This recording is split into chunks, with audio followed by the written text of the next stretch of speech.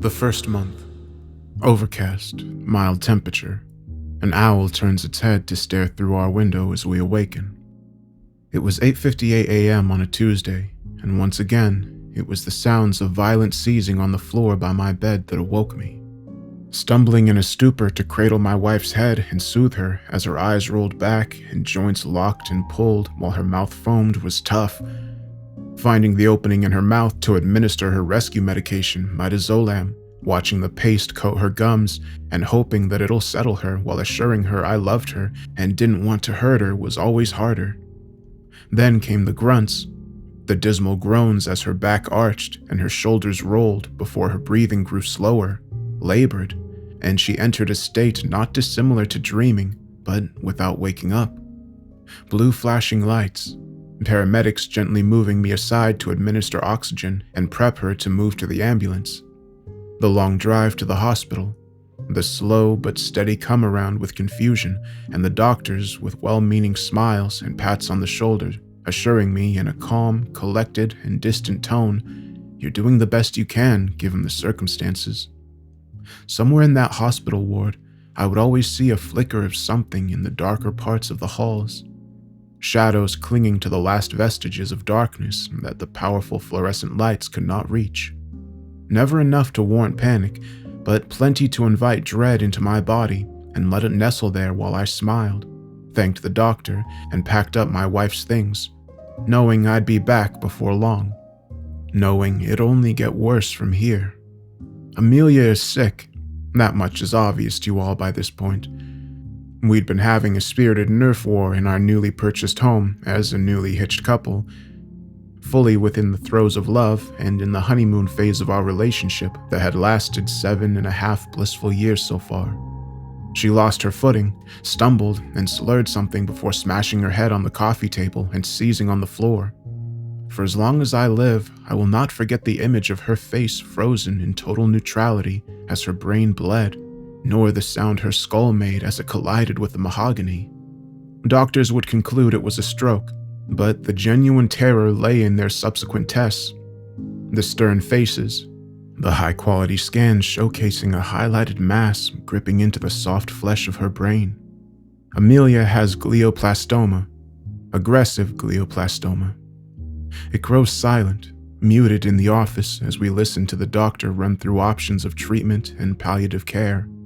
She talks about various kinds of radiotherapy, surgeries with enormous risks, and pills to manage the suffering.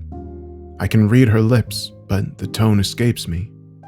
A hum has crept into the room, and a darkness fills the corner of my vision, like someone is pouring oil into my eye sockets. I feel something put stiff hands on my shoulder and my skin bristles. Before I can react, Amelia's hand is in mine as she speaks. No, I won't be needing treatment. We'll do this our own way. Thank you. She stands up, gently nods in the doctor's direction, and heads for the door. I see the doctor's glasses fog over, and she grabs my wrist suddenly as I leave, her bottom lip trembling as she extends a small card, telling me that if she doesn't want treatment, that's fine, but I could still do something for her, from something she called their extensions branch. I don't have the ability to respond. I merely nod, place the card in my pocket, and take her soft hand as we exit the office. My eyes fixated on her hair tied into blonde and pink space buns as she walks with purpose in her step, humming to herself. It's funny what you focus on when the world falls around you, but it doesn't grant you respite from the uncomfortable truth laid bare before you. Amelia has mere months to live. My wonderful, one-of-a-kind wife has months to live.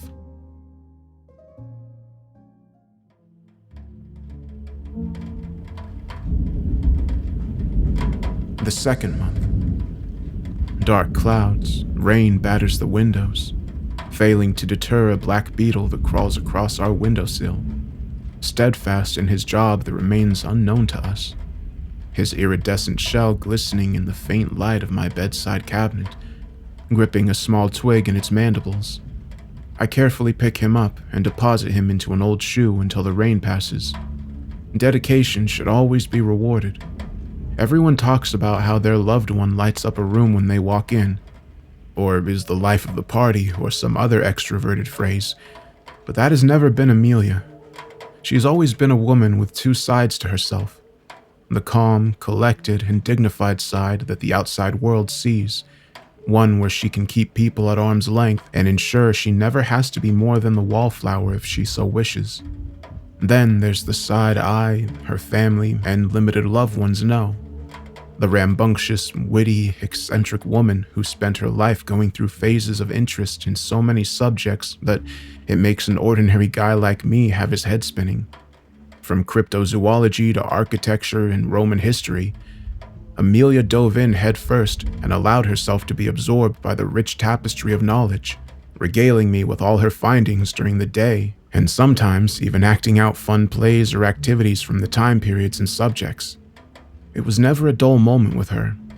The first year I met her, she was a lover of surrealist films, art, and music. We bonded over my Twin Peaks hat and a love of vocalist Mike Patton. Spent our first date watching Eraserhead before she took my hand in hers and told me, "This is it, Jasper. I no longer need to search." And by God, if I didn't believe her. I want you to understand who she is, what she means to me. Because otherwise, I fear my decision-making the past 9 months will not fully be appreciated, or worse, scorned. The first month involved a lot of pent-up emotions on my end, and stoic optimism on hers. She was always a spiritual person who ostensibly believed that while there was no particular God who would answer her prayers, that we didn't come to Sturgeon for nothing, and she trusted in the powers that be to determine what would happen next. Easy for her to say when she wasn't the one witnessing the steady decline of the one she loved. Countless days spent watching her muscles weaken, her cognitive abilities grow worse, and her memory falter. Never did I think I'd be telling my 32-year-old wife that I was her husband and not an intruder that she needed to fear, nor a teacher coming to discipline her. Those nights were the hardest on us both. I slipped out one evening when her diazepam had knocked her out for the night, and while sobbing in the car, punching my steering wheel as the heavy rain muffled my cries, I remembered the card I'd been given. Black with red velvet letters that danced off beautifully crafted stationery. A small lotus flower on one side, a painted skull on the other. A simple question adorning the top of the card. Do you want more time? I swallowed, wiping my face free of tears and scoffing at the notion. Who doesn't? Beneath the question was an address and the title of the business card. Dr. D.D.'s Life Extension Service, a proud subsidiary of St. Martin's Hospital. Finally, what I assumed the motto with an official medical seal affixed at the bottom. Moments are finite, but memories are infinite. That was all I needed in order to make the trip. I had nothing else to lose. I took one look out the window at the silent bedroom where my wonderful wife slept, hopefully, peacefully. I called my mother-in-law and asked her to keep watch. Said I had to make a pickup for Amelia's new meds and jetted off into the night. The trip was a blur. I spent the entire time with fingers drumming the steering wheel to a beat only I could hear, lights flashing by like checkpoints on a racetrack as I hurtled down the main roads until a small sign jutted out of an intersection. Myopic Road, south. Sturgeon Central, northwest. Dr. D.D.'s Life Extension Service, east 2 miles. Turning my car onto the dimly lit street, I knew that no matter what I encountered or trials I faced, it would be worth the effort. If it means giving Amelia more time, anything was. The converted shipping container sat in the center of a large clearing that I assumed was once a parking lot. Rust still steadily overtook the sides of the structure, white paint interspersed with bright red lettering, and a neon sign flashing its availability kept the building and parking lot area lit.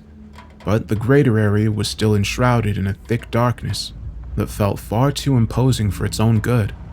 Still, I was determined, and no amount of threatening aura would deter me.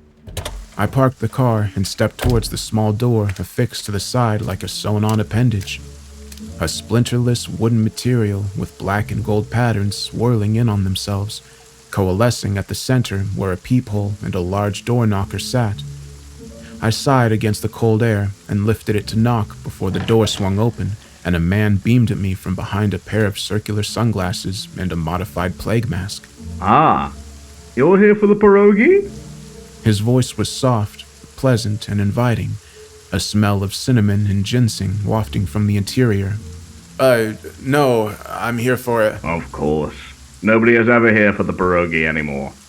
Mrs. Langston always gets the most customers. The last time I ever share a recipe in the community amateur cooking group. I know what you're here for, Mr. Lambert. Come on in and sit in any seat you like. He hastily shut the door behind me before hurrying off to the far end of the container, where a stack of shelves and books sat, before I could even ask him how he knew.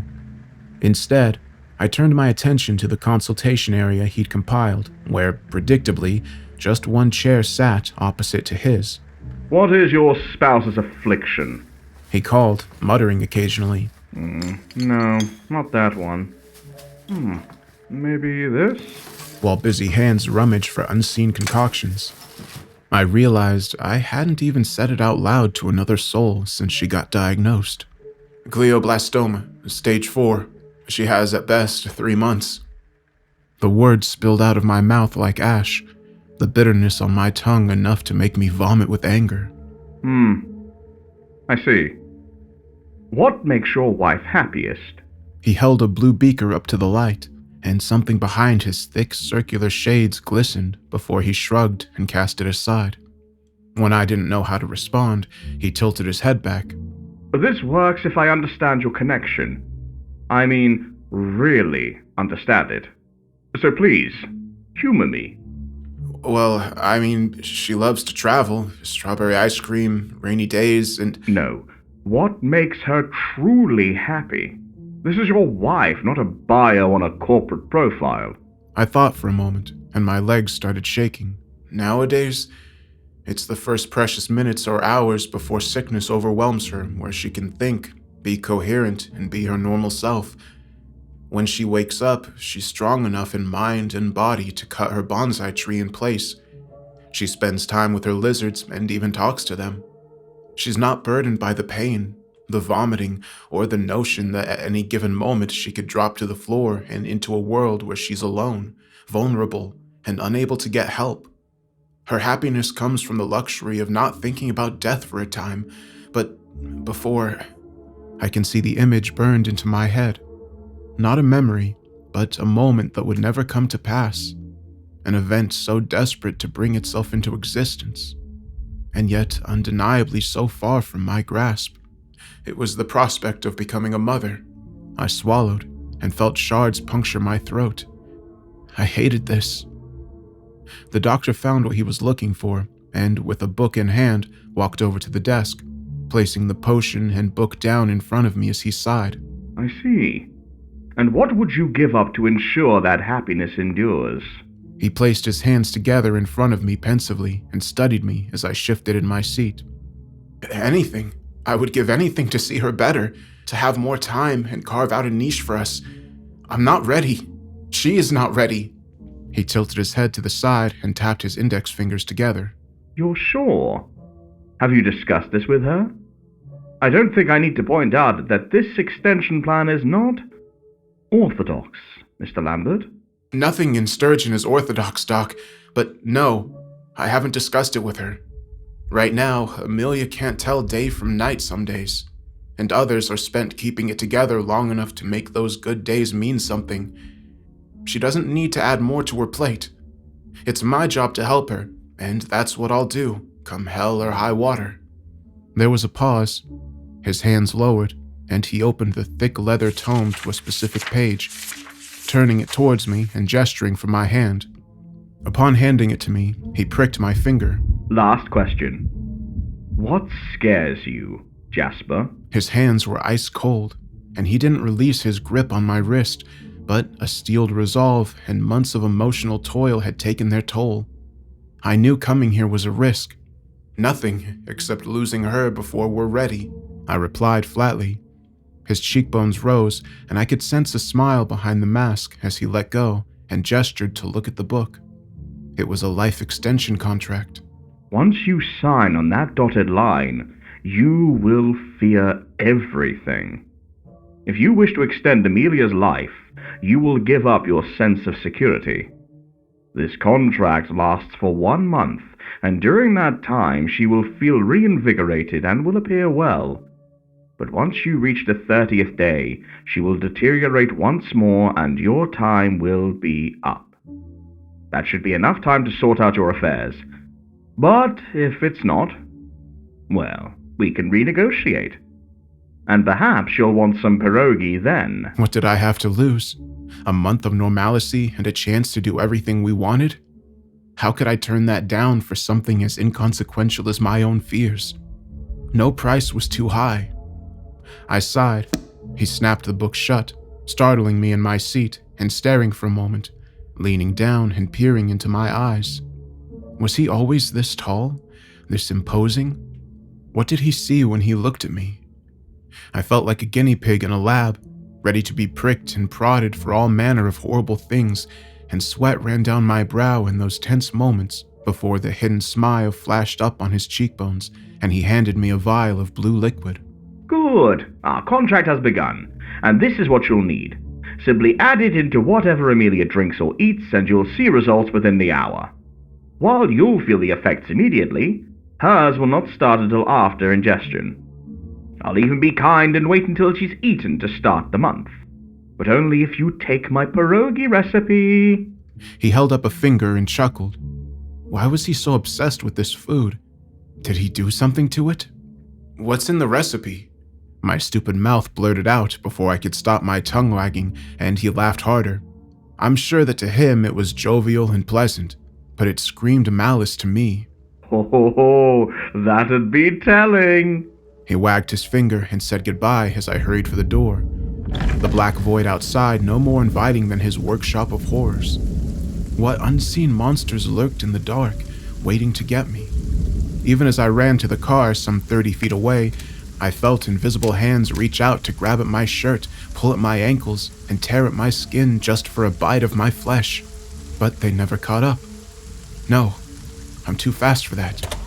I locked my doors and raced home to beat the sunrise, triple bolting the front door and checking every window upon arrival and putting the blue liquid into Amelia's morning juice. Here's to hoping I didn't just give up more than I could afford for nothing in return. The 3rd month. Clear skies exposing a scorching sun, bright rays seeping through the window with a soft breeze bringing the smell of barbecues and log fires on the wind. In the nearby lake, a crane bird flies down to take a drink. Something emerges from a wound on its throat, pushing at the slit to get free. It feels like it's looking at me. In the foreground, a sea of black clouds roll in, bringing with them a sense of intense dread. Despite this dread, the sun's presence would not be denied, and the familiar warmth it brought was just as much a comfort. The first thing that shocked me out of my stupor was the door being kicked in, a deafening boom that shattered my eardrums and sent my heart into overdrive. The fear of someone coming to take me away from Amelia, or worse, take Amelia to a home and away from my care, a place for her to die alone and afraid. Instead, as frantic eyes turn toward the front door to see my attacker, I see Amelia. She's fully dressed, dungarees with one strap exposing a colorful polka dot top and her beautiful hair cascading down her shoulders, the tops of her fringe held up by a pair of oversized goggles and her favorite chameleon, Gustav, on her shoulder. She was beaming at me with the most boyish grin I'd ever seen on her, a Nerf gun pointed directly at me. Wake up, maggot! The sun is shining and it's time for a Nerf war! It's a new day, yes it is! She giggled, and I felt my heart swell with joy as my fear gave way to adulation. She was better. It worked. I pushed innate fears down into my core and forced a smile as I leapt out of bed, grabbing a Nerf gun and giving her a 30-second head start. 29 years old and I still acted like a child hopped up on sugar, but I guess that's what love is at its core, feeling perpetually young. I heard her dash away, bare feet slapping against the cedar flooring as she found a tactical advantage. Within a few seconds, the house fell silent. Traipsing through the house and spying any advantage points, I began to see the home I'd lived in with her for years in a completely different light. Maybe it was the lack of natural lighting, perhaps I was still tired, but I did not recall there being so many imposing structures and shapes in my living room. A coat rack shaped like a twisted, elongated facsimile of a man, his arms pulling at his own spine as jagged feet stuck out in a menacing attempt to catch me, but frozen in time. The creaks and groans of the house settling now akin to the grumblings of a stomach possessed by an ancient, malignant creature that wanted nothing more than to digest us whole. But it was the shape behind the curtains that caught my attention most, bulbous and plump. It danced behind the fabric and invited me to investigate further, beckoning me with giggles punctuated with wheezes. It sounded wrong. The lump in my throat threatened to choke me from the tension, and I had no choice but to move forward. Shaking, hand outstretched to grab the fabric and yank it aside, I felt a sharp pang in my back and howling laughter from behind me as Amelia doubled over and ran off, daring me to catch her. When I turned back, the curtain had returned to its normal shape. I stood there, dumbfounded for a moment, as my fear dampened and a tension headache took its place. Amelia walked up to put her hand on my shoulder and the other against my forehead. Her smile faded and was replaced with concern. Hey, you feeling okay? I know that's funny for me to ask, but... I said nothing. How could I? This was not my moment to need care and sympathy. This was hers, and she deserved every ounce of it. But that didn't change the overwhelming dread, and exhaustion took its place. I didn't realize how utterly tired I was until I truly took in the events around me. Playing games with my terminally ill wife, who not 3 days prior had been bedridden and unable to tell me what year it was. I pulled her into a long hug and sobbed into her shoulder as she soothed me, running her hands through my hair and whispering reassurances. It's all right. It's really me. I guess these meds worked wonders, huh? Let's enjoy the time we have, okay? I nodded and let her calming smell linger, steadying my body even as the energy dissipated from me. All things crawl into hell's mouth eventually, Jasper. It's just a matter of how much you season the meat first. Something pushed its way into my ear, hot, slimy, and burning at my flesh as I pushed with everything I had to get away. Unable to fully break free, my eyes are directed towards the floor where Amelia's feet stand. But the decay, rot, and bloated flesh peering back up at me barely resembled the maintained and dainty feet of my wife. These were clearly belonging to that of a corpse, the nails yellowing and peeling away from the toes, bone pushing up to the thinning skin with such force it split the flesh. Before I could press my fingers against the rot to consider my own sanity, my body failed me and the world faded to black. When I next awoke, it was to the darkness of the bedroom and a cold rag on my head. Amelia told me I passed out and had a fever, but that she was happy to have the roles switched for once. I couldn't even speak for the pain. Just hearing her talk was enough to soothe me. Eventually, the fever would break, and I finally allowed the impossible to set in with one question. Amelia, what do you want to do with the time we have? She stopped what she was doing and looked at me with all the warmth and love a human being could muster, as if she'd been given the keys to the kingdom. Spend it like it's going out of style. So it went, 29 days of doing things we knew she couldn't do before and would struggle to do after. We binged the later series of Twin Peaks and found it wanting. We traveled to the edge of Sturgeon after hearing rumors of the best damn gelato you'd get in this or any other dimension. We evened our Nerf war score and vowed the war would continue on. We loved unconditionally and without fear of what came after the 3 glorious weeks. As I got more comfortable, I could deny all the things at the corner of my vision, shrug off the night terrors when I awoke in her arms and knew she was safe. Anger was no longer a source of comfort in quiet nights of pontificating over her condition. Now it was replaced with contentment. Then, on the morning of the 30th day, she began slurring her words. By the afternoon, her balance was waning, and she fell into my arms some inches from the doomed coffee table that her skull collided with previously. When dinner came around, she forgot how to cook a steak and nearly burned herself in the process. Shame written across her face as she slumped away to bed and cried. As the night gave way to dawn and we reached day 31, she had a seizure. The dream was shattered, and we were once again back where we started, but now with the added pain of what could have been ripped away to expose a fresh and sensitive wound. Throw in the fear of everything around me, and I was at a breaking point. I looked at her in bed, a fragile thing with her face looking closer to 42 than 32, as her body tried and failed to fight off the damage being wrought from within. She was decaying before my very eyes, and that scared me more than any door slam, errant tree branch looking like a malformed fist, or strange thing floating in my eye. There was no other option. You have to understand, I had to go back to Dee Dee's and renegotiate the extension plan.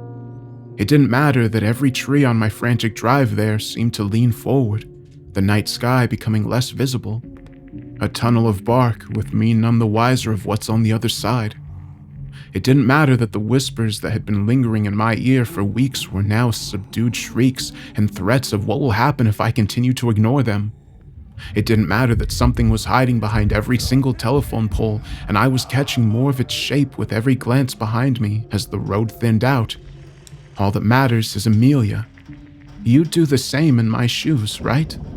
Even if the next 3 months were hell. The 4th month. Hail spits from the skies, and thunderclaps sound like gray oaks crashing around my home. Giant footsteps tentatively growing closer and threatening to uproot my home at a moment's notice the second I let my guard down and take Amelia to the depths of the blackened skies. I see a snake in the underbrush outside of my yard, biting on his tail.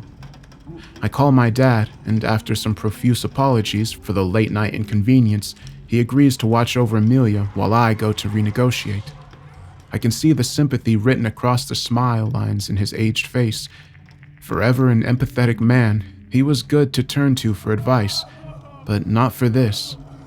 Son, if you need to go somewhere to, blow off some steam and let it all out, it's healthy, right?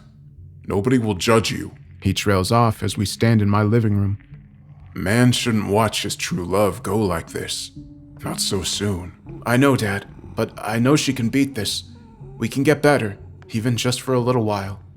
He looks at me quizzically. I tie the knots on my shoes with an added sense of determination. Jasper, when it's time, it's time. I got some pamphlets on how to cope. There's this one that talks about Kubler-Ross, and I think you're at stage. I stand up and hear my voice crack when I retort, the words acidic in my throat as they ooze past my lips. I know what stage I'm at. I'm at the stage of doing whatever it takes to make that woman comfortable as possible for as long as possible. Are you gonna help me or not? There was a silence, the weight of the words hanging in the air and fall on Dad's shoulders as he considers his response. Instead, he simply pulls me in for a hug and pats my back. I get it, kid. A man's business is his own, and a good father, her husband, will always look out for his family. So when I tell you I'm here for you, warts and all. He pulls me away and presses his forehead against mine, his composure waning. I mean it. Do what you gotta do and come back here to help that amazing little lady. I don't hear him the first time. My eyes shift to the divider connecting the living room to my kitchen, the fridge door opening. Why are there teeth in my fridge? No, wait, it's a mouth, a bright red mouth, tongue rolling out and exposing a fiery pit in the impossible blackness. This is where it all ends, Jasper. Your defiance has consequences. A formless voice echoes around me, my skin bubbling and every hair standing on end. It felt wrong. Amelia will never go to such an ugly place. I won't allow it. I breathe, my dad not moving as everything seems to be frozen, save for the hellmouth that was once my fridge. It laughs, a hoarse, reptilian cackle that makes my eyes vibrate in their sockets. The fridge mouth forms a head around it, red eyes and black fur with piercing fangs that protrude to the point of disbelief. Small spectral shapes funnel into the mouth, poked and prodded by an unseen tormentor. It's not her who shall venture into the jaws of the beast, but you. She will watch your body crush in its mighty jaws. It mocks, the mouth growing and filling me with an unspeakable dread, letting me know that this was a fight or flight moment. I shut my eyes, holding my dad for a moment and praying it would pass. It's for Amelia. I will suffer whatever the world hurls at me for her. A mantra I would keep in mind no matter what happened, terrified of what would happen when the words grow hollow. I counted back from 10, steadying my breathing. She will die alone and afraid, kicking and screaming. 7 seconds. I could feel a low hum run through my flesh and puncture my muscles. Something was moving towards me. You will never know how scared she was. Why? 3 seconds. Its hot, fetid breath bristled against my cheeks. It smelled of rot, lard, and sage. Because that's what will hurt you the most. I snapped my eyes open and found myself looking into my dad's kind eyes. A moment hadn't passed for him. I swallowed and backed away, nodding in appreciation and reluctant to share what I'd seen. I'm gonna go check on her once more before I go, I mumbled, running hands over tired eyes to wipe away sleep and unseen tears. Sure enough, she was fast asleep and heavily medicated, small chest rising and falling rhythmically as her eyes fluttered. I was thankful for her lack of awareness at this moment at least. One last glance at the fridge as I head outside, just for my own sake. It was normal, save for a small line running down the floor, looking not dissimilar to a claw mark. I found coping mechanisms as time went on to deal with the majority of my anxieties. I suppose most people do when under immense stress. Thankfully, mine weren't too damaging. Music and podcasts tended to be where my mind gravitated towards, and I'm told the former holds great sway over the minds here in Sturgeon. Personally, my favorite is Dusklight Radio. I'd constantly have it on in the background while driving around. You can't find a heartfelt moment without some accompanying tunes, passers-by would remark. I suppose it's a good cushion, in a way, finding solitude in the crooning of a musician who sings about their own pains and struggles. We connect with their pain and, in some way, imagine it's our own being shared. I lost myself to the dulcet tones on the radio before pulling up at Dee Dee's, hammering on the door despite mounting concern of what I'd find inside. It's open, Jasper. Let yourself in. I'm a little preoccupied right now. That silky smooth voice was almost melodic in tone as I pushed on the latch and walked into the dark room filled with a strange chemical lighting. On the large table opposite his apothecary was a strange, writhing beast. It hissed as I shut the door and set me with my back against the wall in shock. Beady black eyes fixed on me as a barbed tongue lashed around its head and a mass of red fur caked the body. Small but powerful limbs fastened to the table. Dee Dee looked at me, and his cheekbones rise again as he relishes in my fear. The circular lenses around his eyes fog up with heavy breaths as he pulls on his leather gloves and reaches for something under the table. Don't mind Meridew here. He's been rather... He stabs the creature in the chest with a hypodermic needle and pushes on the plunger. A faint wheeze leaves the beast's mouth as its limbs grow limp and eyes fade. Uncooperative. But a job is a job. Hopefully the baking club won't be too upset with me. I feel sweat run down my brow as I try to mouth the words, "why," amid a sea of confusion. He picks up on it before I can intonate the words and sets about finding a potion on his vast bookshelf. Well, sometimes people have disagreements, and sometimes those who feel wronged may make a pact with a creature that feeds off of negative energy until it can eat the withered husk. Those people are dicks. Meridew here... He turns around and pries the creature's massive jaws apart, pouring a thick gunk down his gullet and forcing the mouth closed as the beast thrashes in protest. He wasn't meant to be. I may be a fan of the Bakers Club, and in my humble opinion, the most experienced among them. But I have a job to do, and that involves getting this delightful fellow back to where he belongs, in his cozy enclosure at the Dusklight Circus. The body relaxes, and he places a sleeping cap over its eyes, seeing my shaken up form and gesturing to the usual spot on the table, chuckling. Also, I wanted to see how your life with fear was faring with you. I take it you want to extend the deal, Jasper? Unsteady legs took me to the chair, and I awkwardly nodded as he pulled out the great ledger from before. Flicking through at an expedient pace, I could still make out small indentations of clientele and numbers affixed to each person, a concoction in bold letters. How many deals has he made? Jasper, I'm but a simple cook and problem fixer. Some call it dark magical potion selling, but all I offer is time. Temporary time. He put his finger next to my name and tapped. You are free to extend the negotiation, of course, but it comes with additional terms. I must warn you of what awaits you. He sighs and walks to his window, staring out at the supermoon bathing sturgeon in a faded yellow glow. Is she worth it, Jasper? Is this what she would want? His voice soft, sympathetic, filled with empathy and a hint of curiosity. I don't think she'd want to go yet. But is she worth it? What kind of question is that? She's worth everything. I felt my back straighten up and my chest puff out involuntarily. Just the notion that she somehow wasn't worth this was beyond my comprehension. It was offensive. Whatever you need to add to this, I don't care. We need more time. I can't stand to see her suffer like this. There has to be something, anything, but don't you ever imply she's not worth it. I'd rather live the next 40 years of my life in crippling fear with her than a single day without. He doesn't turn towards me, but I can sense he's satisfied with my answer as I slump back in the chair, still exhausted. They've started talking to you, haven't they? You're becoming a conductor for them, and they're only going to get stronger and bolder the longer you're aware of them, you know. I don't care. They can't have Amelia. They never will. I was defiant, steadfast in that much.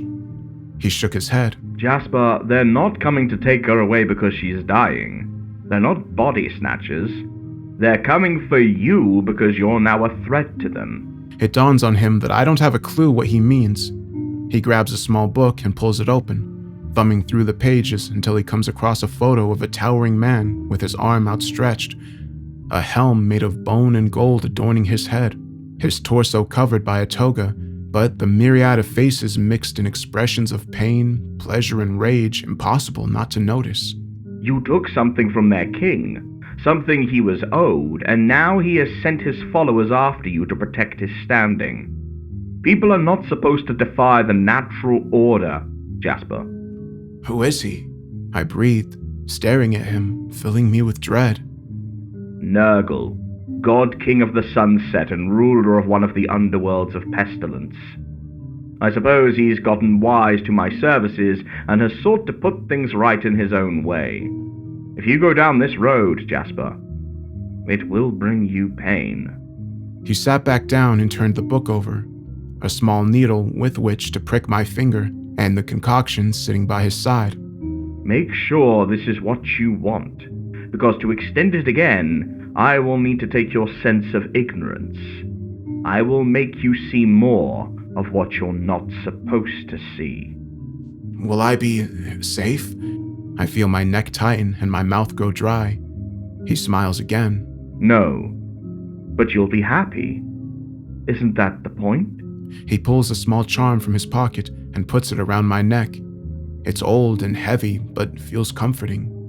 So long as you keep this on you, they will not be able to physically harm you. Everything else is up to you. He shakes his head, tutting. 60 days. That's all I can give you. 2 months, but what? Because by the end of it, come hell or high water, you will beg me to cease the contract and life will go on. He was blunt, to the point, detached. I want you to come back in 1 month to check in, see where your head is at.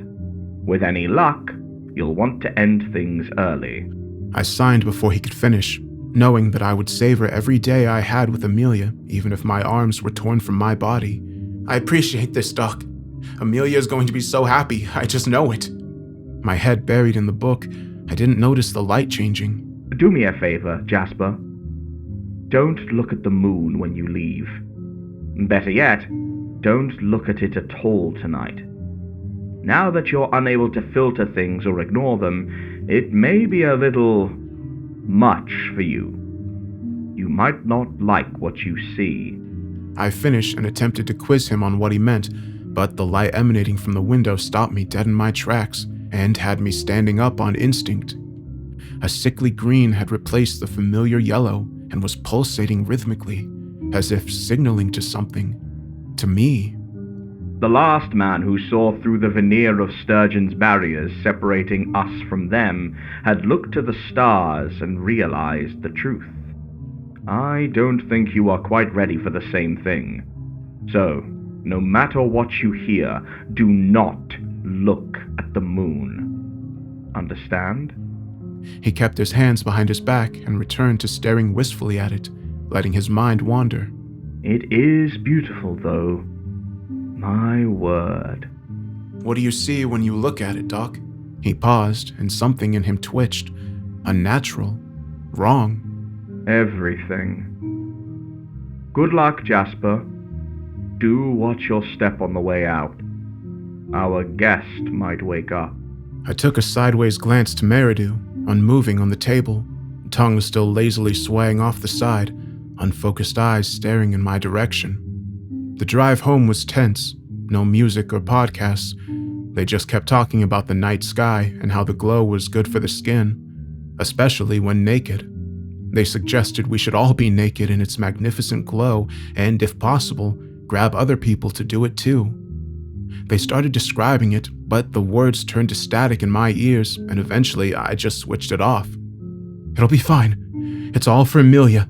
I will suffer whatever the world hurls at me for her. I breathed, mantra doing its best to bring down my heart rate, eager to see her happy and healthy once more. Rounding off the bend and coming up my driveway, I catch sight of something slithering away from my view, scaly limbs pushing a sleek body quickly out of sight. I clenched my fist tight to stop my hands shaking and moved with purpose. The moment I crossed that threshold, I would not let my fear cripple me. Brave faces, everyone. I tried not to register the dull hum permeating through the house, the soft chanting with sinister lyrics, the way the light flickered as I turned a corner to reveal a pale creature standing still, waiting. I smiled at my dad and shook his hand, and he said she'd been a treat to supervise. I didn't tell him that something was latched to his neck, worming its way through his ears and nibbling on his temples, repeating his deeds ad nauseum. I couldn't bear to tell him what it was saying, but I was thankful to know his mistakes as a young man from his own lips. Honesty kept our family alive, and it helped me save face in front of him as this parasite barked them out. Not that Dad would understand what was going on if he tried. He was a divorcee, and I was his only son. Grief was not something his adult life had experienced much. Heartbreak, depression, sure, but not grief. I saw him out and hastily put the concoction into Amelia's meal as I doom-scrolled on my phone. An ugly habit, but one that helped pass the time. A video memory popped up of us, one of those little reminders that Facebook loves to put in front of us that time is slowly slipping away moment by moment. We are getting older, and there's nothing we can do to stop its ceaseless march.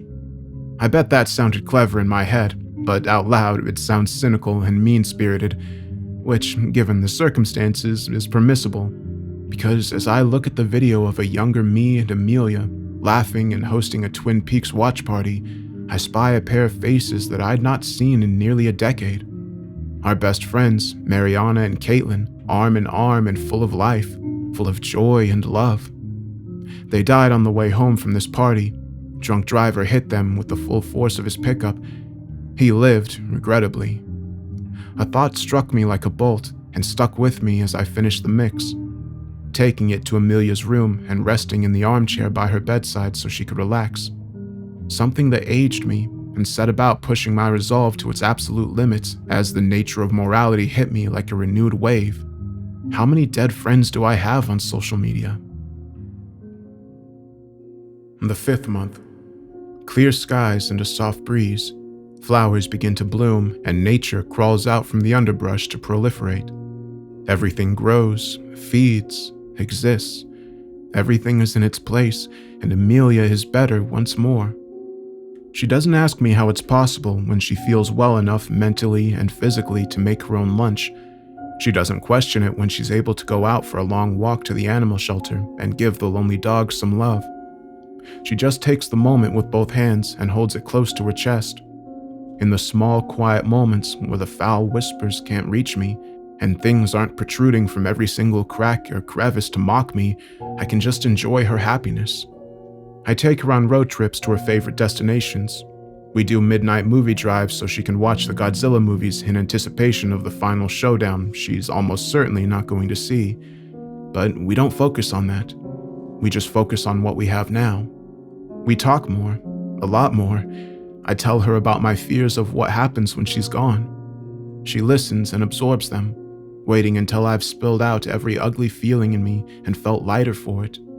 Then, one night, near the end of the month while lying in bed, desperately trying not to focus on the tree-like fists smashing against the windows to get my attention, I ask her a question.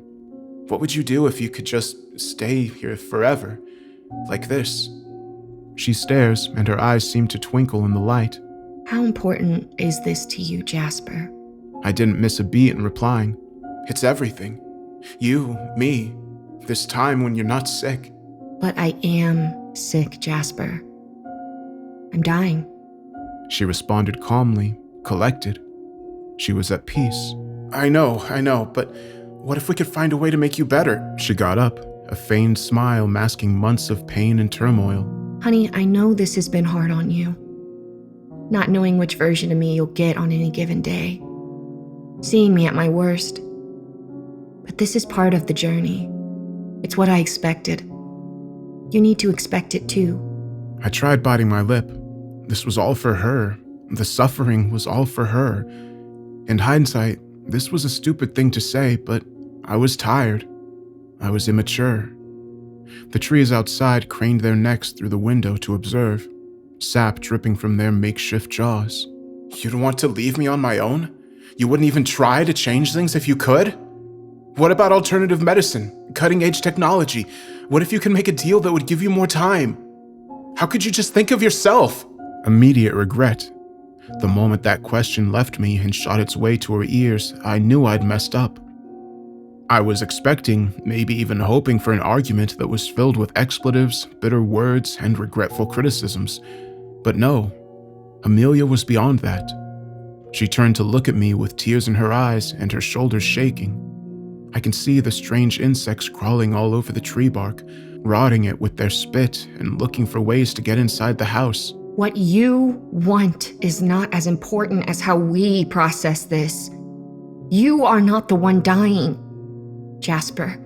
You are not the one waking up and not knowing if you'll be able to go to the bathroom on your own, if you'll know what the word food means, if you'll even remember who you are. It's selfish to leave you alone? You don't think I know that? You don't think I feel immeasurable guilt when I'm permitted to be lucid by this stupid disease? I want to spend every moment of freedom I have left in joy, without fear of what it does for you after I'm gone until we reach the end. My exit ticket has been punched, Jasper. I know when I'll be gone. It's up to you to figure out that lack long after. She sank against the wall, pulling at her hair and red-faced. I just want us to be happy. I just want to go out of this world with... She sank down, eyes glazing over as I tried to find words of comfort, the light in the room dimming a tad. I already knew why. I didn't pay any attention to the creatures skittering across the walls, sucking out the light and the remaining positive energy from the room, determined to gain a foothold. I can hear them hiss in my ears, encouraging me to push Amelia further. I won't let you go. I will fight to the bitter end because that's what a life partner does. I replied solemnly, crouching down in front of her. I'm just not ready to throw in the towel, Amelia. I see a life ahead of us that has not yet been traveled. I'm determined to find a pathway there, and who knows, maybe I've found one. I gently put my hand on the side of her head, brushing tears aside to comfort her. But confused and frantic eyes looked up at me, eyes filled with fear and the instinct to fight or flight. In this moment, I'd let my guard down and forgotten exactly what she'd been saying this entire time as the bugs shriek a chorus of their warning calls. Amelia was sick. She was fearful of which version would come up when she woke every day. I had gotten too comfortable, too caught up in my fantasy of her being fine, not giving her more of the concoction. And it was the end of the month. She said nothing, just growled. Her teeth gritted, and she headbutted me with her full force as she pushed me to the ground and followed it up with a swift kick to send me into unconsciousness. The 6th month. Darkness, heavy winds, and a bitter chill. My first memory following untold time and total absence is finishing the dream of a sky burial. Not for Amelia, but for myself. I feel the weight of my body on the shoulders of those I love as they slowly, methodically, and carefully take my still warm corpse up a steep mountain. I somehow feel the lick of the cold air and the refreshing sensation of it filling my lungs as we ascend.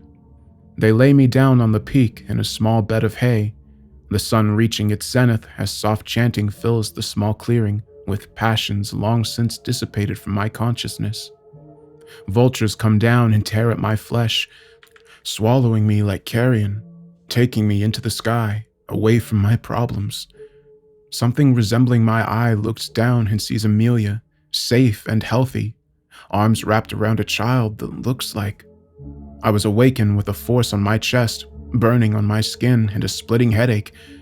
The sky outside a clear blue, a momentary respite before my memory kicked in.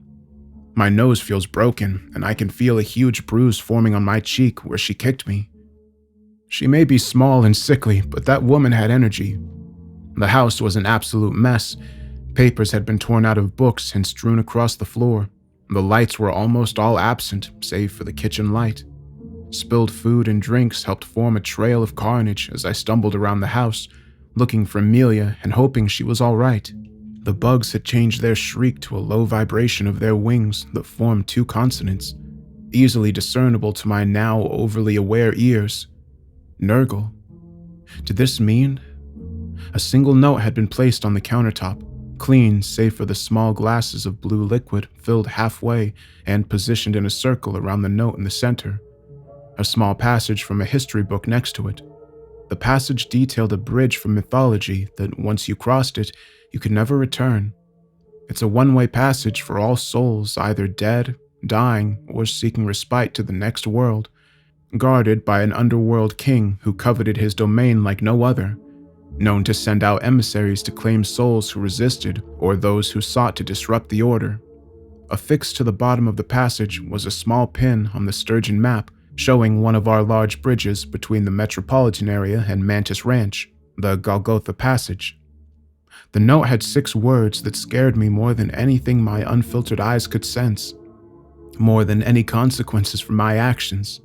It sent me rushing to the car in a blind panic of where to go first, to JJ for advice or to the Golgotha Bridge for absolution.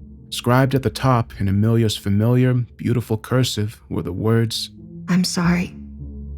I know. And in scratchy, jagged writing beneath were 2 more that chilled me to my core. It's time. Without birth and death, and without the perpetual transmutation of all the forms of life, the world would be static, rhythmless, undancing, mummified. Alan Watts. I won't mince words. I messed up. The realization sank in that not only had Amelia figured out what I was doing, namely extending her life and giving her more time, but she was going to rectify it on her own, by letting Nurgle, a king of the underworld, take her across the Golgothan Bridge and claim her soul for good. I can't let that happen. Racing to Dee Dee's workshop, I found it somewhat easier to block out every terrifying thing that attempted to jump out at me or distract me. Sure, my palms were shaking, toes curled inwards to the point of straining them, and my throat was scratchy and swollen, but I was more scared of losing her than anything else. I didn't wait to get an answer. I barged through the door and came face to face with the creature Dee Dee had been operating on prior. Black beady eyes bulged and a sea of slobber caked my shirt as it leapt at me, trying to bite at any appendage it could find. Jesus! I cried, stumbling back, and the creature clamping its jaws down on my forearm, a pair of sharp incisors crushing the bone and something hot and acidic working its way through my veins. As I looked to find a place to punch at it and pull my arm free, I saw a small white in its eyes begin to grow larger, not dissimilar to how a cat's eye widens when about to kill its prey. Without thinking, I used what adrenaline I had to lift myself up, creature still attached and tearing at the skin, and throw my body weight into one swing that collided Meridew with the doorframe. The searing pain was drowned out by my own screams and that of the creatures as it let go and made a guttural noise as it tried to rebound. At that moment, Dee reappeared, jolly as ever as he scooped up Meridew with total ease and, with it still thrashing in his arms, gave it the lightest tap on its skull with an ungloved hand, and let it fall limp. Ah, I see you've got acquainted with Meridew. Don't worry, he's mostly harmless most of the time. Rehabilitation has been difficult because of the baking contest. I don't let him finish. With everything I have, I swing a fist into the side of his Plague Doctor mask and shatter one of the circular frames in the process. I feel bone crunch under my knuckles, and his body falls with my fist, but he doesn't go to the floor. I'm not here for one of your whimsical games, Dee. They took Amelia. She figured out what I was doing, and now she's going to be... I stared down at my shoes, vision blurring, and my bitten arm growing weak. But the anger inside me only rising with every moment of my own mounting failure. It's all your fault! I swung again, but this time he effortlessly sidesteps me and grabs my shoulder, pinching the joint ever so slightly, but in such a way that I cannot move or even feel anything. The door closes, and he turns to walk behind me. You get the first one for free, Jasper. Your hurt and Meridew's damage to you is indeed my fault. I thought I could leave him unsupervised, but even he can sense when something is a target, when something sees him for what he is. He's an animal from the other side of Sturgeon, you see. They don't like it when people see them for what they are. I see his ungloved, emaciated hand take my damaged arm, but I don't feel it. But the rest, the reason he can see them, the reason Amelia has gone, that is all on you. He twists it and digs his hand into the wound, pushing up against the joints and the muscles. For a moment, I only see white, and a ringing sound floods my ears, teeth clenching. But as soon as it comes, it goes. My arm aches, but I feel mobile once again. Dee is leaning over his desk, book open and looking wary. I can see an eye poking through the shattered frames. It's young, but there's something old within the pupils. I'm sorry, you're right. I'm mad at myself, my own selfishness. I can't stand the idea that she's going to be gone. I wanted this to go on for a bit longer, and Shame washes over me, and I walk over to take my seat, forlorn. Please, help me get her back. Help me extend it for just a little longer. He surveys me for a while, breathing heavily. You know that all things must come to an end eventually, right? This was never a permanent solution. He flips the pages to a list of clientele, and both mine and Amelia's names appear next to a list of complex ciphers that jump out on the page as if living, breathing, sentient creatures. She hasn't got long left, but if you are to extend it, it's going to cost you dearly, Jasper. I know. I'll lose my sanity if I stay any longer with this ability to see the unseen, but I'm prepared to do so, especially if it means I get her back, if I get more time with her. She's worth everything to me. I was resolute, steadfast that I could handle more nightmares and threats. Dee shook his head, and for the first time, I sensed pity. No, Jasper. This is the final extension. Should we get her back, it will cost you your soul. A life for a life. I will let her carry on, but at the expense of your own well-being. This is the offer I extend to you. He didn't break his gaze. He'd done this before. It is the only offer. I'm sorry. Take some time to think it over. I looked out the window and simply observed for a moment.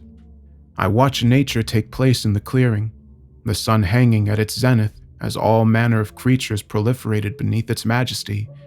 Harvester ants take pieces of a decaying stick insect to bring back to their nest and feed their ravenous queen, many of her brood infected with the parasitic wasp larva that will eat its way out of her young before going off to repeat the cycle.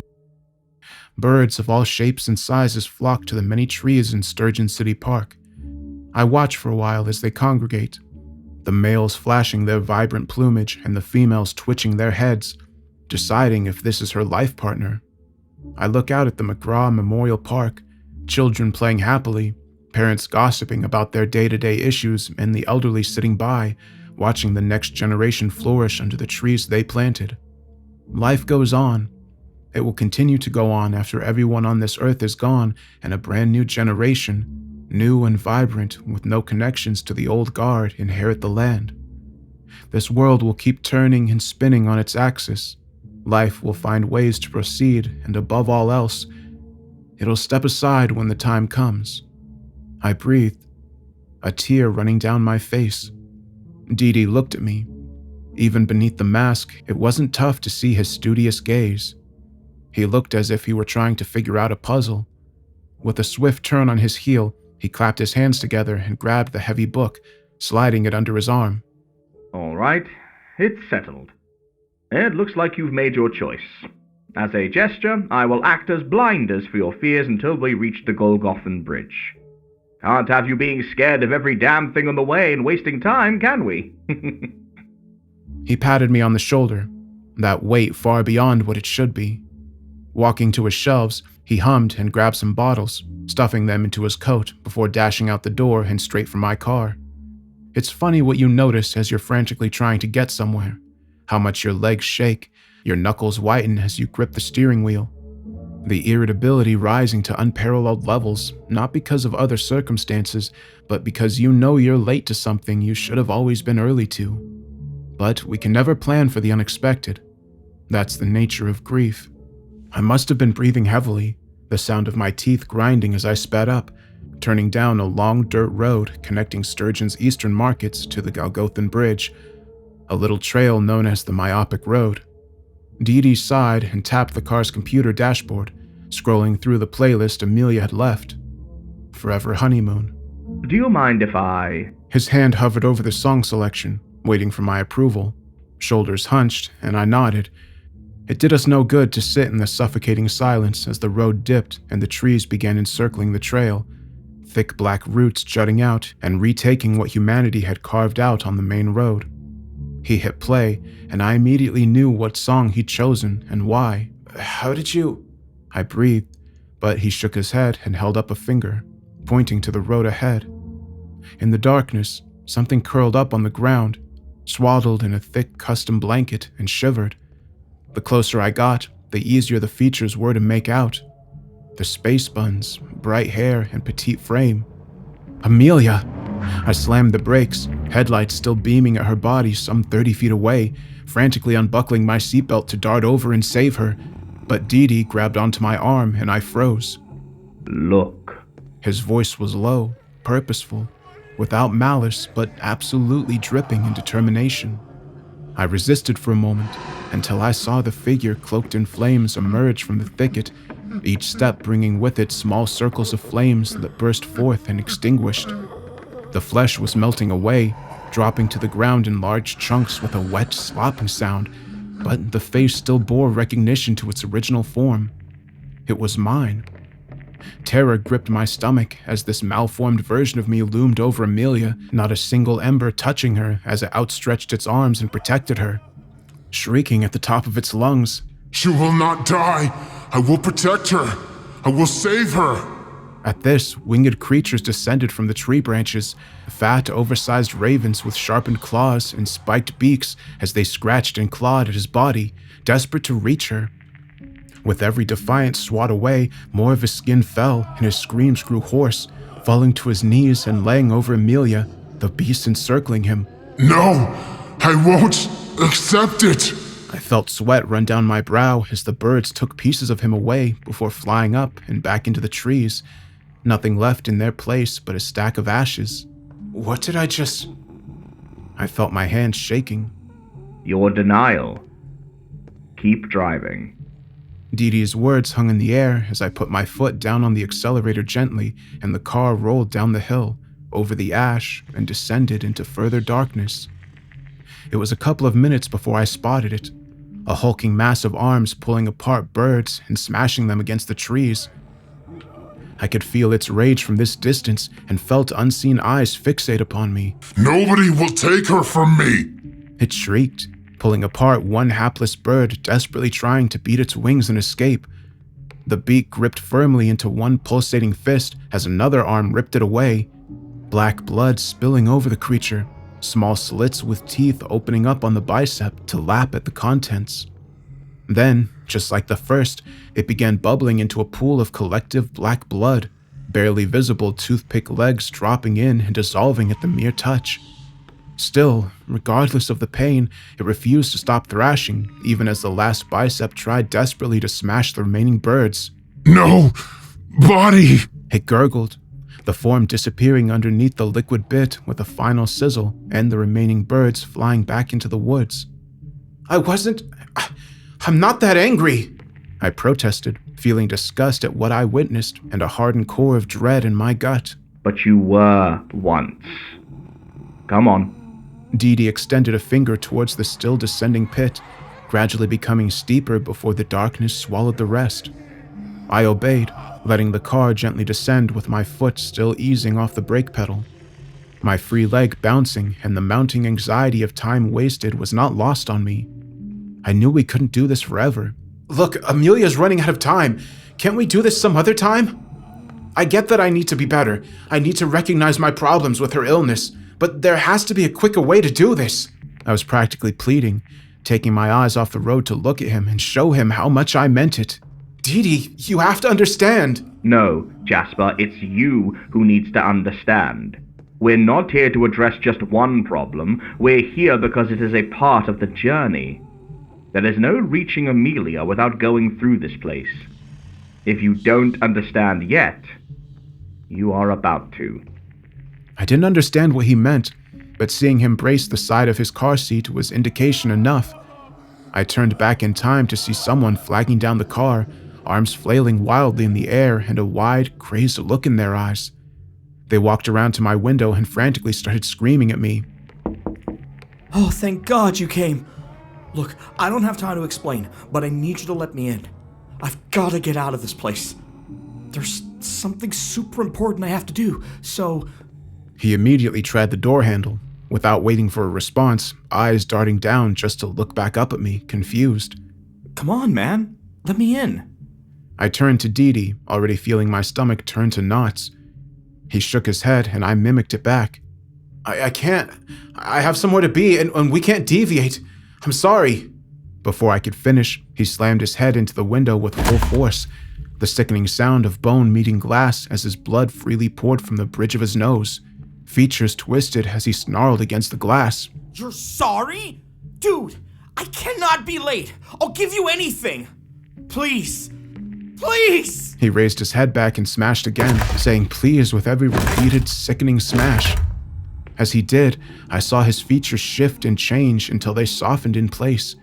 The flat nose became uplifted, the eyes changed color, and the lips grew fuller, blood staining the teeth. Amelia. I reached for the handle, but Dee Dee grabbed me. Bargaining. Another test. You need to drive, Jasper. How the window hadn't shattered yet was beyond me, the sickening crunches intermixing with the splattering of blood caking the glass. I couldn't fathom his hesitation. We can bring her with us. She obviously got lost while finding a way back here and needs our help. Dee Dee just stared at me, incredulous. What was I even saying? I watched this person shift before my very eyes. I blinked, clarity overcoming me as I put the car into drive and sped off, clipping them ever so slightly as I did. We drove for another few minutes as the road evened out, the sky above almost totally blotted out by the towering trees. We descended for some time, and it seemed we'd hit the bottom. There was a small patch of gravel to the side for us to park up, Dee Dee indicating to pull over. We sat in silence for a few minutes as the music played, and the realization of what I was witnessing came to focus. Depression is next, right? Indeed. Are you ready? Dee Dee seemed concerned, but detached, like he knew this was something I had to face. I swallowed, felt sandpaper in my throat. I don't think that matters right now, Dee Dee, but if I need to face it to get out of here, to get to Nurgle and Amelia, then that's what I'll do. It's never been about facing these trials, Jasper. It's about what comes after, what you are willing to accept. He pointed towards the center of the road. You must face what's coming, not just what is already here. I didn't understand what he meant, but it was clear that there was no progress without doing as he instructed. I almost found myself missing the lackadaisical and whimsical persona he had before, but this was hardly the time for comical undertones. I did as instructed and walked with purpose to the center of this endless stretch of road, every foot forward evoking a fresh sense of guilt, anxiety, and depression. Left foot forward. You know that all this is finite. It has an end point. Right foot forward. Eventually, we all must say goodbye. It is a natural part of the cycle of life. Left foot forward. She will die. That is a certainty. And one day... Right foot forward. I looked at the expanse in front of me and felt a cold wind whip at my face, stinging and hardening the tears. I will be alone. Completely, utterly alone. I know. And I'm not ready. I breathed, feeling this cold breeze smash against my bare skin and envelop my flesh, the same black substance that had dissolved the anger beast wrapping itself around every fiber of my being, crawling its way up my waist and digging into my stomach. The further it climbed, the more my misery grew, the more that fear deep inside me grew. Every anxiety-riddled thought and depressive cycle forced its way past the rational barrier of my brain and screamed louder than anything else I could muster. One day, you have all these enjoyments, all these rituals that make you happy, and then, one day, poof, they're gone. You're gone. The formless voice hisses as it slithers around my chest. You will cease to exist. The world will keep spinning. Those who love you will grieve for a time, but then they will die too. Eventually, all who know your name, your idiosyncrasies, your nuances, they will be gone, and you will be less than an echo. This is the fate that awaits us all. The fate that awaits Amelia. I sank to my knees. Pain-racked sobs I was unable to control ripped through me, and I cast my head up to the sky as this thing took control of my body, my legs already growing numb from the cold. Is there any way to save her? To give her the life she deserves and the closure of knowing she'll be at peace? I mumbled between cries. I just want her to be safe. I want her to be healthy, with or without me. Dee Dee got out and leaned against the car, windows drawn down and the music playing, even as this mass overtook my body. Nurgle is going to take her away, isn't he? I croaked, flashes of memories running through my mind, small moments of her beauty, her serenity, idiosyncrasies you learned to tune out that had long lost their novelty now coming to the surface. Yes, Jasper. There is nothing to be done about it, and fighting him will yield you nothing. You are no warrior or arbiter of fate. You are simply a man going through unmitigated heartbreak. Dee Dee leaned forward and reached out a hand. But you can get past it. You need only accept what is going to come to pass. I felt the shape slither up my neck, pulling at my windpipe, and the weight of my grief growing ever heavier on my shoulders. I will never get another sunny day with her, another night binging our favorite show or making inside jokes about things we'd done. I will never have a family with her. I felt the tears run down my face and cheeks grow hot, my voice beginning to fail me. No, but that doesn't mean you can't enjoy the time you still have left. Love is about sacrifice and trust. Whether you take my offer of a life for a life or not, someone must depart. That doesn't eliminate the love you have. Not one bit. I grabbed his hand and pulled with everything I had, the black mass pulling at my skin and splitting it in places as it desperately tried to cling to me, scratching up my wrists and stomach as it steadily peeled away. I fell to the floor, my body stinging and a feeling of calm beginning to wash over me. I understand. By the journey's end, someone has to go. There was no bargaining with the king of the dead. I took a deep breath and surveyed the road ahead, now beginning to curve upwards and out of the forest. I nodded to Dee and we both got in the car. I nursed my wounds and buckled in, selecting the playlist and queuing up a track. Wedding songs. Whatever it takes, Amelia. We came out of the clearing within 15 minutes, a somber silence permeating the car, knowing what had to come next. It was so similar to that first time we went to the hospital, knowing full well the news we'd receive when getting there, a moment of both dread and clarity mixed into one. Before long, the Grand Golgothan Bridge came into view, connecting Central Sturgeon and the wharf to the nearby Mantis Bay. Nobody recalls when it was built. The scholars say it had been there when people first began settling in what would later be Sturgeon, some 850 years ago. Large obsidian pillars and thick rusted chains connecting the wooden boards. Eventually, they'd be swapped out for tarmac, and safety nets would be placed on either side to prevent wayward drivers going over or anything in the river from coming up. Legends always persist that the bridge had an otherworldly aspect to it, that it was the bridge to the underworld when approached in the right circumstances. In the waning hours between dusk and dawn, a soul stuck between the realms could make the pilgrimage and offer themselves willingly to the underworld king and queen, making the transition easier, depending on their quality of character. As we drove down the wharf, the hours growing late and a thick fog rolling in, I began feeling one overwhelming emotion. Clarity. Dee, I have a question. If it's about my baking secrets, I'm afraid I'm sworn to the grave to keep them. He replied, chuckling. Ask away, Jasper. What do you think dying is like? He considered my question, the slow crawl of the car against the setting sun and lavender sky a perfect backdrop. I think, in all my years of watching the wicked, weird, and wonderful pass through the gates of life and death, the death is as mundane as it is terrifying, as beautiful as it is visceral. Death is a chorus of your friends and family welcoming you home after a long sabbatical away, eager to share tales of their exploits and hear your own.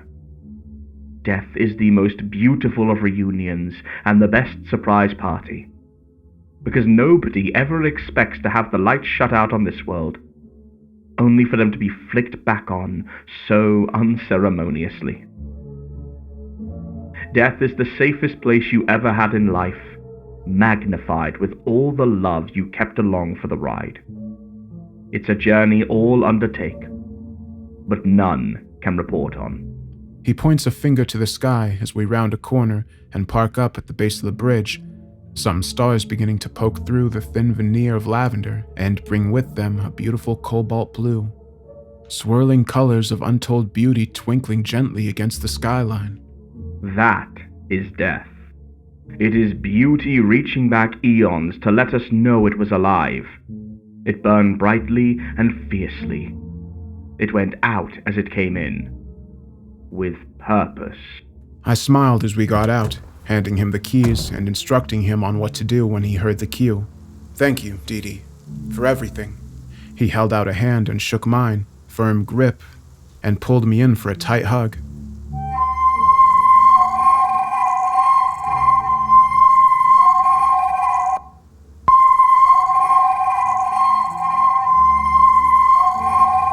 I strolled through the fog and did my best to ignore the whispers on the wind, calling, screaming, and laughing in their mocking tones to scare me. I won't lie to you and say I feared nothing. I feared everything, but the notion of putting things right was strong enough to carry me through anything. I'm here, Nurgle. I want to make this right. I know I messed up. Please, let's talk about this. A low, authoritative voice boomed out from all directions, sounding close enough to touch and yet so far above me. Sturgeonites. Always thinking they can find a workaround to the natural order of things. Well, not this time. You wish to talk? Why should I converse with a whelp who fights against my very order with such vitriol? Because I want to make a deal, to appease you and make this right by Amelia. Please. I held my hands up and dropped to my knees. I'll do what needs to be done. He made a grunting sound before the air grew hot and a wind whipped up some distance away. A well-dressed man with a shimmering bald head and black antlers stood there. He fiddled with his red tie and the blue suit glistened in the waning light. The air felt strange around him. He exuded such intense authority that I almost didn't dare rise to my feet until he extended a hand, encouraging me to do so. Speak. What do you propose? He eyed me up and down, as if considering my value. All the creatures I'd seen didn't compare to the sheer presence of this man. I tried to extend Amelia's life because I am so terrified of losing her. I ignored her wishes and tried to get her proper medical help, but she was resigned to her fate. I did the most egregious thing to keep her alive for my own selfish reasons, suffering to keep her happy. At first, I thought it was just an extra month, a gift from me to her, but seeing her that vibrant, full of life again, I just fell deeper into denial and refused to let go. I felt the sobs rising in my chest, but I bit down and carried on, refusing to lose my nerve. Dee Dee has made a proposition. Her life for mine. She suffered because of my mistake, and I've come to terms with the end. I just think she's deserving of another chance, to find someone who will love her better. He stares at me, black eyes shining and hands behind his head as he calls behind him. Did you hear all that, miss? A familiar voice calls through the fog, and from the car, I can hear Dee Dee turning up the car stereo. I did. It was very sweet and decidedly on brand for him. A shape comes through the fog, and I recognize the contours, the hair, the gleeful grin. Amelia. And what would you like to do? Do you wish to take his offer? She steps to Nurgle's side and pulls a mock-thinking face before crossing the distance and placing her hands in mine. It's very like Jasper to try and do things his own way, even at the expense of himself. But this is not his burden to bear. She caresses the side of my cheek, wiping away a tear. Jasper, you can't atone for a mistake in death. And leaving me here alone isn't going to fix that. This happened to me, and it is with me it shall stay. Amelia, I'm so sorry. I was just terrified of losing you. I thought maybe if I took the plunge, whatever was after would make the wait easier. I broke down as she began softly weeping too, the smile never leaving her face, like she knew something I didn't. I know, honey. But part of this is knowing to let go. It's not meant to be easy. Something you can just figure out over a single revelation. You will go through many peaks and valleys of hurt. You will spend months feeling fine and feeling guilty as a result. You'll beat yourself up for never crying when you should. And then suddenly, you'll be in a store buying jerky and it'll hit you like a tidal wave. Because you'll want to tell me something and I won't be there. And that's going to be the hardest part. I didn't know what to say. What else could I say? I pulled her in for the tightest hug I'd ever given her. A hug that felt like it would kill me to break away from as she nestled her face into my chest. Can we have a moment to say goodbye? I looked to Nurgle, checking a pocket watch in his waistcoat. He sighed and nodded, turning on his heel and waving his hand as he disappeared into the fog. Remember this and be grateful, Jasper. We stayed there for a moment before I realized what I'd asked Dee Dee to do. Taking a moment to wish circumstances were different, I leaned my head back. Hey, Dee Dee, turn it up. Amelia leaned her head up, those beautiful eyes peering into mine and the enormity of our lost future deep within them. Tears welling up as she heard the familiar chords. Our first dance. I put my hand on her hip and we softly moved as the song echoed along the bridge. You know we would have made an amazing old couple. I whispered into her ear. She giggled.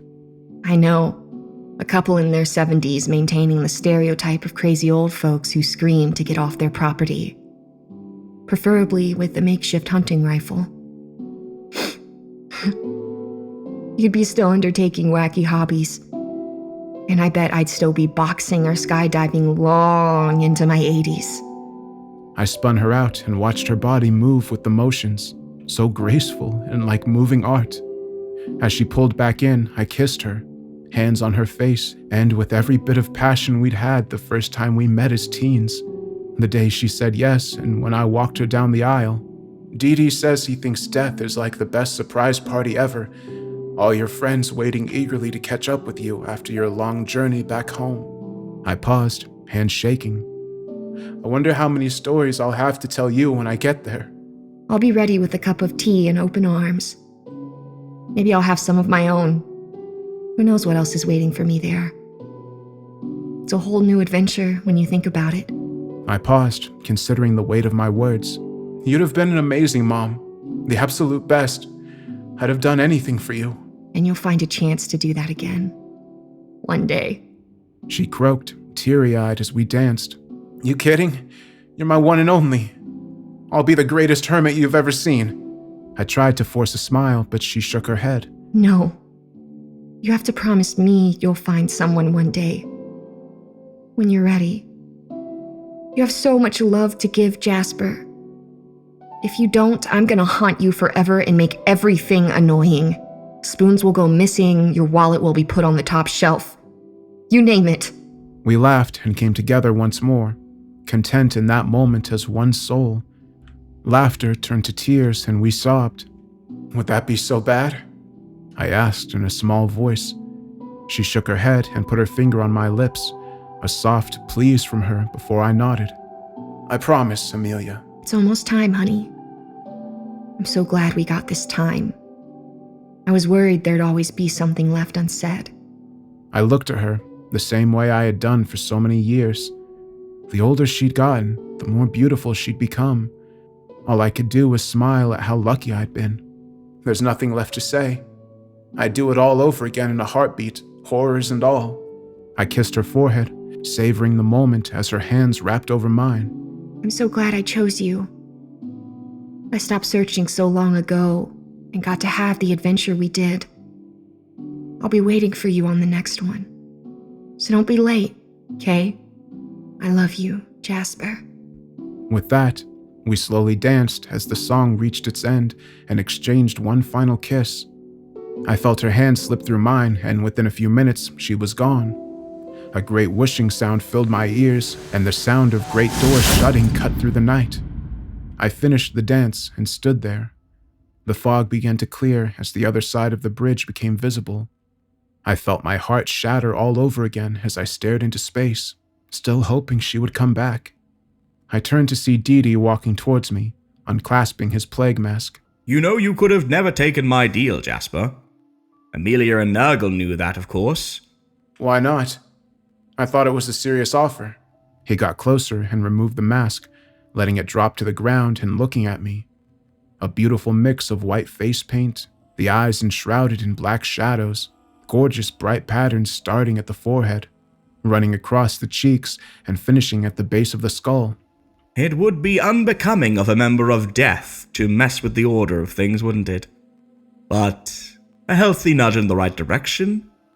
I don't think anyone would mind. He smiled, diamonds in his teeth. A wave of comfort shot over me. DD, Death of Disease. We all have our part to play. My sister, Lady Death, covers our warriors, but my job involves looking after a different kind of fighter. He put a reassuring arm on my shoulder. That's why you helped? Why you guided me through it? Dee, I don't know what to say.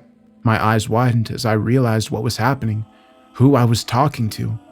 Amelia, is she? Amelia is safe. I promise. I can't tell you what comes next, but I know she's waiting for you, wherever it is. Come on. It's a long drive, and I have some baking secrets to share with you.